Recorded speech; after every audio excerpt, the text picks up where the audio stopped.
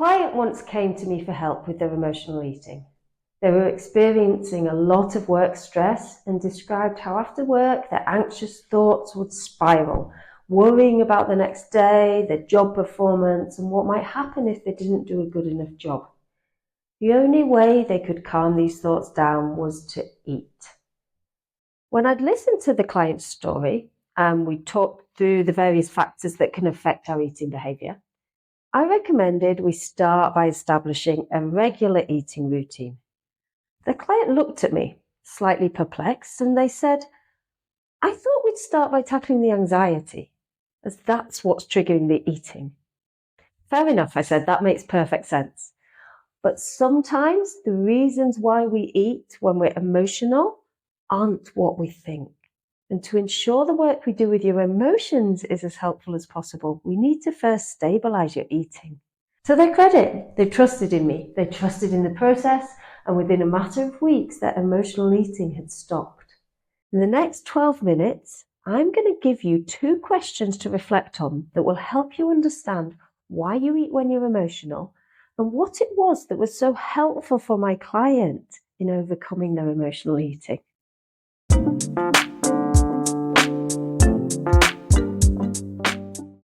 I'm Dr. Paula Watson. I'm a Liverpool-based psychologist providing therapy for people that struggle with their weight, disordered eating and exercise. On my channel, I help you get to the bottom of why you're struggling so that you're better placed to make changes that last. So, you eat when you're stressed, when you're tired, when you're sad, even when you're happy, you're lonely, you're bored. You find yourself turning to food. Sound familiar? The first question I want you to consider before you do anything else to tackle your emotional eating is this. If you were to describe your eating pattern throughout the day and week, would you use words like structured, consistent, balanced, regular? Or would you use words like chaotic, up and down, reactive, or lax routine? When most clients start working with me, their eating is what I call pretty chaotic. They might have good intentions to eat regular meals. Perhaps they're consistent with more like, say, 1 meal a day. But the rest of the week is very up and down. They don't give time to planning. They might be restricting food to try and lose weight, or they might end up getting takeaways because they can't be bothered to cook or there's nothing in the fridge. So when a client's main concern is emotional eating, but their eating pattern is all over the place, the first thing we do is to put a regular structure to their eating. And this is because one of the main causes of excessive eating isn't actually stress or emotions, but it's our dysregulated eating patterns throughout the week. And there's several reasons for this. Firstly, if we don't eat enough during the day, we're depriving both our mind and our body of what it needs. So we're going to be more vulnerable to overeating whenever we do feel emotional. And we can see how this works on this energy graph. On the left is how much fuel we have from food in our system. On the bottom is time throughout the day. Under this first blue line, we can consider not enough fuel. Over the top line, we can consider when we've got too much energy. So overnight, when we sleep and we're fasting, our energy levels will naturally drop. And what often happens when we're conscious of our weight or if we're trying to restrict our eating, we then skip breakfast and our energy levels drop further. Perhaps then we have a small lunch and we do our best to resist having any snacks in the afternoon. Then come the evening time when we're stressed after a busy day, the floodgates open and we turn to food to calm us down. Now, looking at this graph, I'll ask my clients, where do they think the emotional eating starts? And they point to here, logically, whereas actually, the emotional eating starts here. When we first decide to skip breakfast and our body and our mind start feeling deprived. So the first thing I work on with any client, if they're not already in a regular eating pattern, is to create a structure that looks more like this. So eating every 3 to 4 hours, 3 meals a day with planned snacks for any large gaps in between. So you're staying within the 2 blue lines, so you don't get super hungry and you feel satisfied after every meal and every snack. And if you want to understand more about how to actually do this, I've got a more in-depth video about regular eating. So check that out when you finish this one. And if you enjoy my content, I'd really appreciate any likes, because I'm still pretty new to YouTube and I'm learning that how it works is that likes and comments show YouTube that this video is helpful, and they'll show it to more people who can benefit.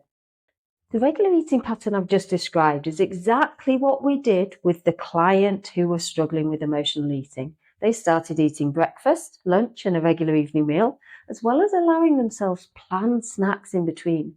And they were surprised to find, before we even did anything else, that urges to eat emotionally reduced substantially.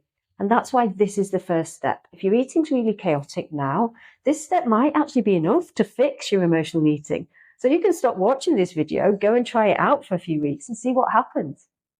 But even if there is a strong emotional component to your eating, it's important first to establish a regular eating pattern. And then if any emotional eating is still lingering, you can move to the next step to work on that. So the second reason it's important to establish that regular eating pattern is that our brain needs nutrients to function optimally, particularly carbohydrates, which it's one of the food groups that people try and avoid, but it's really key for our brain functioning. So if you eat a balanced, nutritious diet, you might find that you start to feel more stable emotionally, you feel better in yourself, and you've got more mental energy to actually address the emotional eating that's hanging around. And the final reason why establishing a regular eating pattern is helpful is that it gives structure to our day. So if you know your plans to eat breakfast around this time, lunch around this time, snack around this time, then dinner around this time, you're far less likely to be in and out of the kitchen constantly grazing. So perhaps you're thinking, I know myself best and I know I eat when I'm emotional. Or perhaps you've already got a really structured and balanced eating routine and you still find yourself eating when you're emotional. The title of this video is Why Your Emotional Eating May Be Less Emotional Than You Think. Now, I want to make clear that I'm not disputing the fact that you're more likely to eat when you're emotional. You're right, most of us are. And when it's only occasional, this is okay. There can be some normality in this. But what I am suggesting is that the connection between your emotions and your eating might not be as direct as it seems.